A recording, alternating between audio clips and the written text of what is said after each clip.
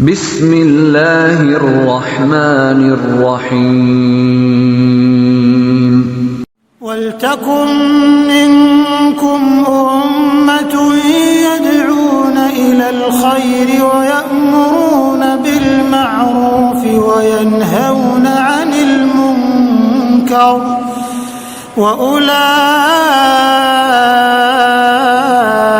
هُمُ الْمُفْلِحُونَ. Posisi kita sebagai anak adalah untuk berbakti kepada kedua orang tua apapun kondisinya. Mungkin orang tua kita bukan orang baik atau dia orang baik, siapapun dia, Allah telah percayakan kita diletakkan dalam rahimnya.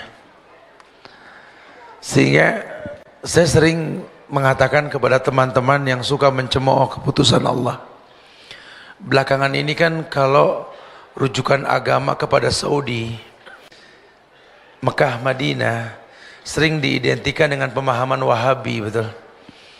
Hujatan, cacian, makian buat negeri Arab, seakan-akan tak ada kemuliaan di dalamnya. Saya suka balik bertanya sama mereka yang suka menghujat. Allah masih percayakan Haramain, ada Ka'bah, ada Madinah, dan banyak hadis yang memuliakan dua kota suci tersebut. Sekarang kalau Allah ajarkan kita untuk memuji karena Allah puji keduanya, kenapa kita enggak belajar mempercayainya? Sama seperti ketika kita ke orang tua,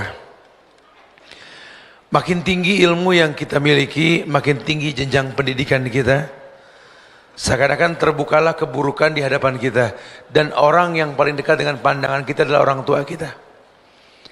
Kita menjadi hakim buat mereka. Kita lupa bahwa Allah pernah titipkan kita melalui mereka. Kita lupa bahwa yang kita butuhkan itu bukan pengakuan salah dari mulutnya. Tidak. Apapun kondisinya, yang Allah ajarkan kepada kita, sahibhuma fid dunya ma'rufah. Jadikan keduanya sahabat. Sahabat dalam hidupmu.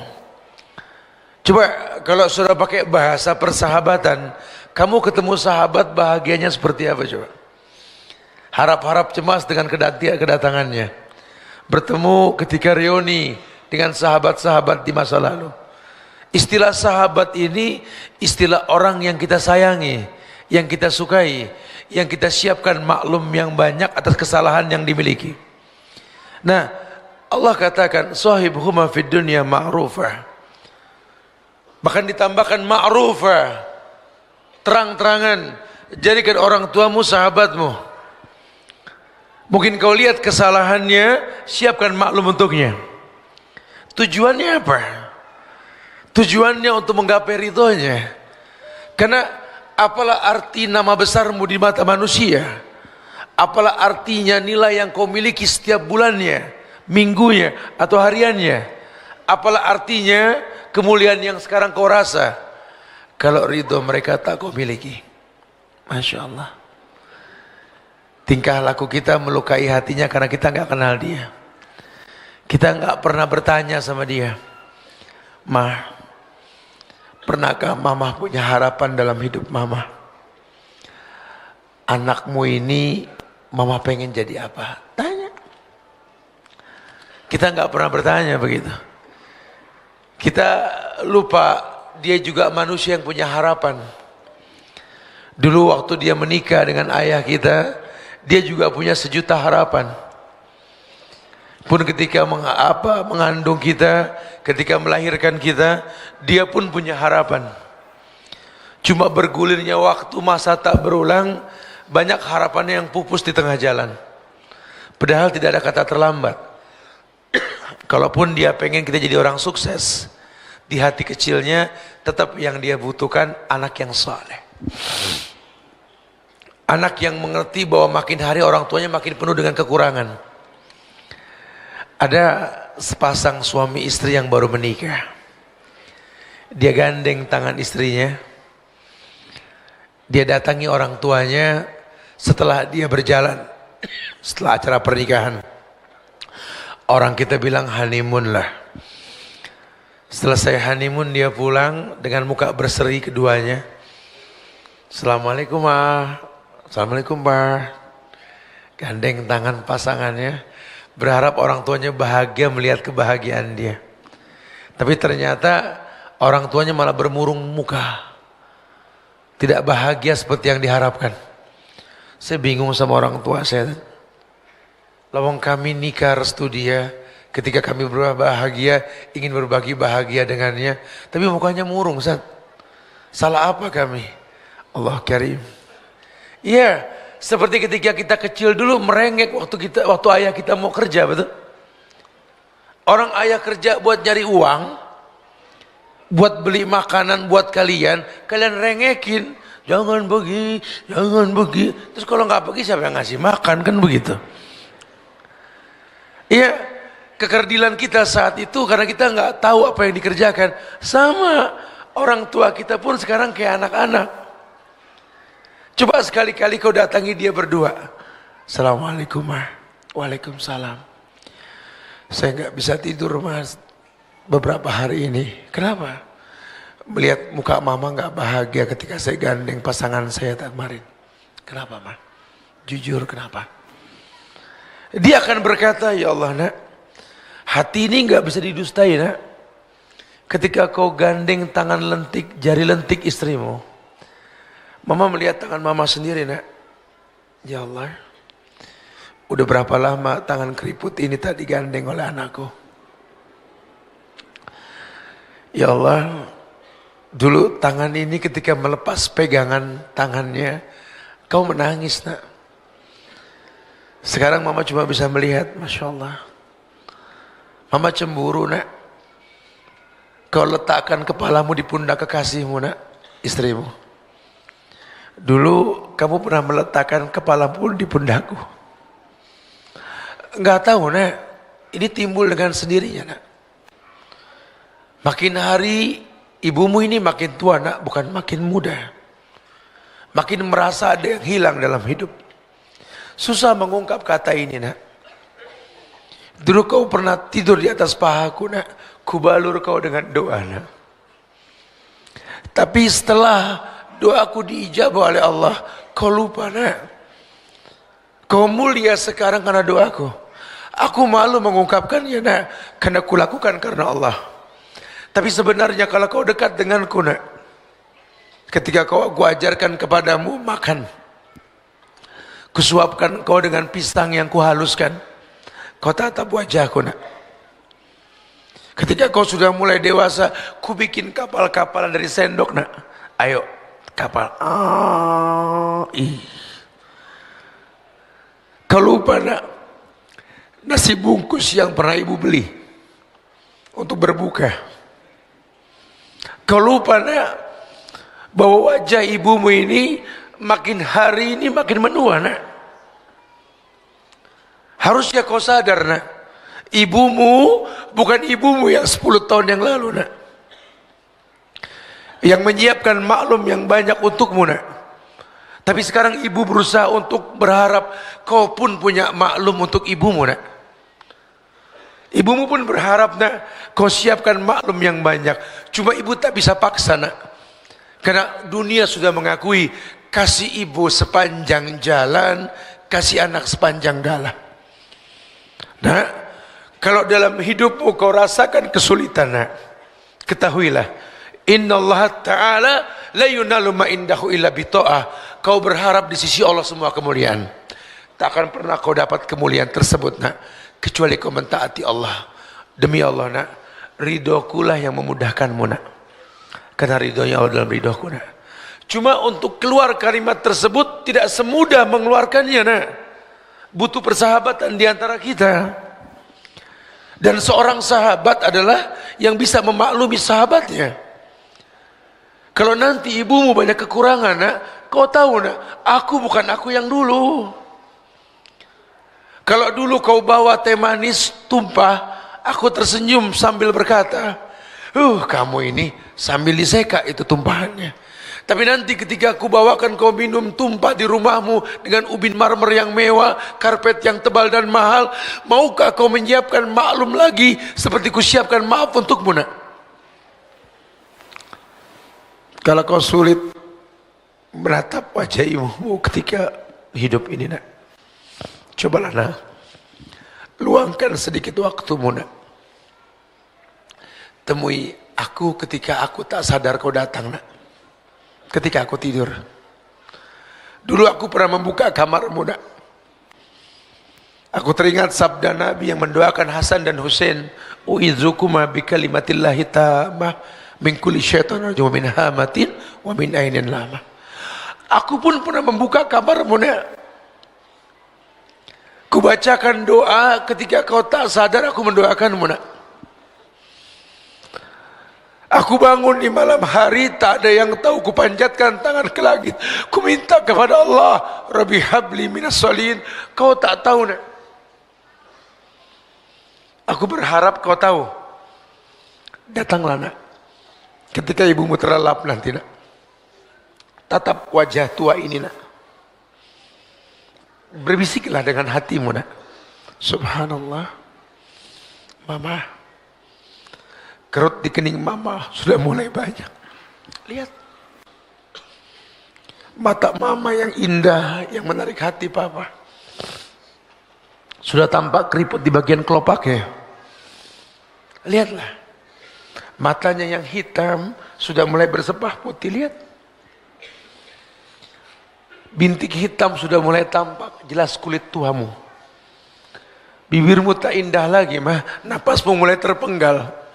Ya Allah, kau sisakan waktu yang singkat untuk aku mendapat ridhonya. Nak, sadarilah, nak. Peganglah tanganku yang keriput ini, nak. Rasakan hangatnya, nak. Karena mungkin sebentar lagi daging bangkai dingin yang kau pegang, nak.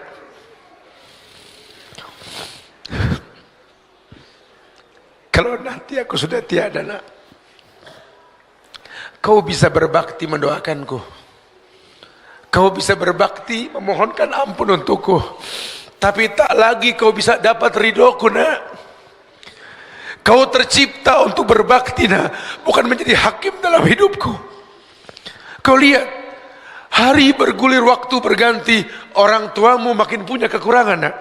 Ilmu yang kau miliki jadikan sebagai sebab tambahnya pemahamanmu. Kau butuh mereka seperti mereka butuh dirimu. Tidak ada yang sulit di atas dunia ini. Bahkan kematian pun tak terasa sakit. Ini yang dipertontonkan oleh Abdullah bin Zubair. Zubair bin Awam, ayahnya. Abdullah bin Zubair, ketika kematian ingin mendatanginya, yang dia temui ibunya Asma binti Abu Bakar. Ibunya yang sudah buta. Asma di hari tuanya buta. Abu Bakar As-Siddiq, As-Siddiqul Akbar.